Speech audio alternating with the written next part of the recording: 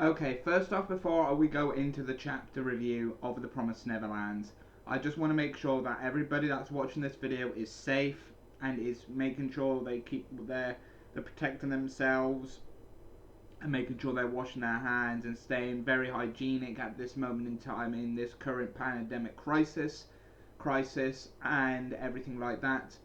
But that's really much it.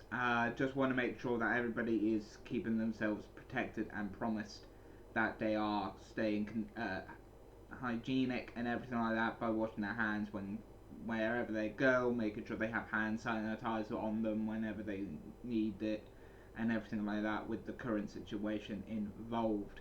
Other than that, let's crack down to this week's chapter review because it was quite a doozy again this time. So like always, 3, 2, 1, hit the intro.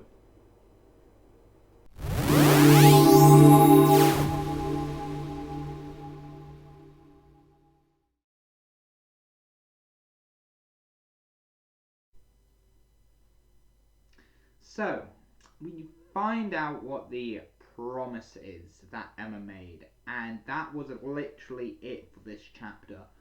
A lot of things happened, and a lot of things have gone down in this chapter that I really, really, really like. So the beginning of the chapter really is a sudden end to Pia Rothry, to the Rothry clan's leader, for the most part. And we'll finally learn the big thing that I wanted to know, and I think most of us wanted to know within this chapter, is Emma's promise. What is the new promise she made? And obviously, we got it answered. It is and was to have all the children from now, so Emma's generation and the younger generation, the younger ones, and the adults, so Pia Rothry pretty much, he was part of the noble family, but all the mothers and sisters who run the other farms all go to the human world because they were still classed as cattle children and they are still classed as children from the farms. That was Emma's promise. Now Isabel and the sisters are going to keep the facade on, pretending that they haven't betrayed because they don't know that they are being betrayed, and the other Rothry clan members don't know that Peter Rothry is actually dead because he killed himself pretty much, as we saw, because he wanted to die as a Rothry, and that's what he done. He died nobly to his clan, and that's what stayed with him. His clan stayed with him. And that's really much something that I'm really interested in and really glad to see coming out here. Okay, sorry about this. But yeah, that really is for the chapter. Then we find out there were like imperial notes, guards in front of Gracefield and everything like that. And it makes me wonder what's going to happen now. Definitely with that little hint of a message at the end of the chapter. A notice or something being played.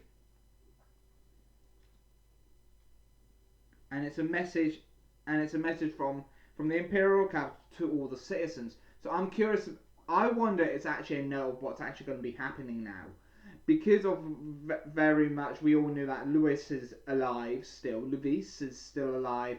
And he's pretty much taken on the mantle and everything, and he announced that if you take their blood, you're not monsters or anything. You don't need to eat humans anymore. We can choose not to, because once we have a bit of these Musica's and Sunjo's blood in our veins, we will stay in our humanoid forms forever. Yay! Let's all party. So let's go kill those humans. Let's go to the farms and just eat them, regardless. Let's just go and eat them. That's what I'm thinking that's going through his head. I think that's his plan. Is just to have the demons just have the way with all the cattle children that's in the farms and everything like that. So that is literally what I plan or reckon is going to happen in this chapter. Or, well, next chapter, in chapter 175.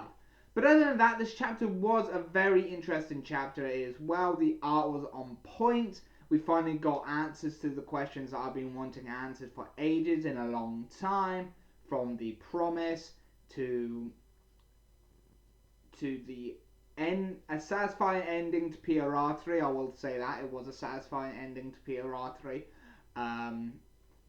and really, I love Ray. Pretty much, he says, I'm still living. I'm going to be atoning my sins and my conscience and everything like that when I get to the human world, because I'm still alive. So you guys, just get over it. What you've done, you had no choice on. You only thought that was your only option. So if we all go to the human world together, you can atone. I can actually now be your actual son. Remember, Isabel is the biological mother of Ray. So let's just remember that.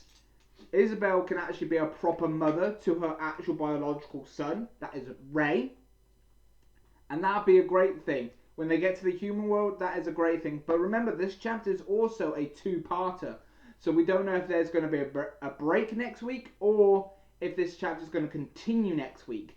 We'll find out in a bit. But that is pretty much it. This is a two-part, so this is the first part of the chapter, and the chapter was titled... let's see. The chapter was titled A New World. Now, like I've said in the last couple of chapters as well, that this is definitely going to be like somewhat of the Death Note of this generation. Yes, there's going to be slightly a few more chapters than there were, or volumes than previously, but it will consider a lot of things. Now let's continue on with this. If we continue with this story and it is where it's going to end, I want a decent ending. I want a decent conclusion. I want a decent thing. I want to see a decent epilogue. Actually, I want, even though it dragged out in the Seven Deadly Sins, this is a type of series that I feel like an epilogue, a few chapter epilogue, it can be really good, just so we can see what the kids are like, see how they look like as an adult, see what they're doing now as an adult, and just have a few like 1 or 2 chapters running with that epilogue, and just have a 2-part epilogue. Unless this is going to lead into that, and the second part is going to be the last chapter, and then it leads into the next. But it seems like now we are getting to the last stretch. The last hurdle has been passed. PRR has been passed. There's just one little hiccup left to do, and that is with the Imperial capital and all the demons there and everything like that to sort out this mess. Now, will they be able to incorporate the new promise in place while the demons are there, and if the demons are planning to go after them now? That is one of the many questions I have to think about in this series, and it's one of the things that I've been really contemplating, definitely after the end of this chapter, chapter 174, about where this is going, and I've been curious about it for a long, long time. Even a couple of chapters back, once Levis announced that the blood, Musica and Sunjo's blood ain't evil, or ain't tarnished, or ain't poisonous, or whatever. I've been curious about what they're going to do once they announce that to the rest of the demons, and once the demons allow them, because it makes me wonder that. It makes me wonder a lot what they're going to do now with that found knowledge, and what they're going to do. But other than that, I really like this chapter. I'm not going to rate it. I did like this chapter. The art was yet again on point. I think Ray was a great contribution, where he just gave it his all, just get over it. I love that part of that chapter. I love that part with Ray and everything. And it's nice to hear the word Phil again, because we haven't heard Phil in ages, and he's in a different farm at the moment, because any of the remaining Gracefield farm's children were split and separated into different houses, and hence why we had this refurbishment happening in the complex, as we learnt in these later chapters. But other than that, the chapters have really been really great the last couple of weeks, and this has been no exception. I really enjoyed this chapter. Peter Rattery's end was very satisfying. Find the mention of Phil was great to hear again. I'm curious about what that message that's being played. We'll probably find that out in the second part of this chapter next week, in part 2 of A New World, part 2. What will be the chapter 175, and most likely would be the title of that one as well. And I'm liked how the sisters and Mother and Isabel all just went with the whole yes, we'll get not really want to go with them,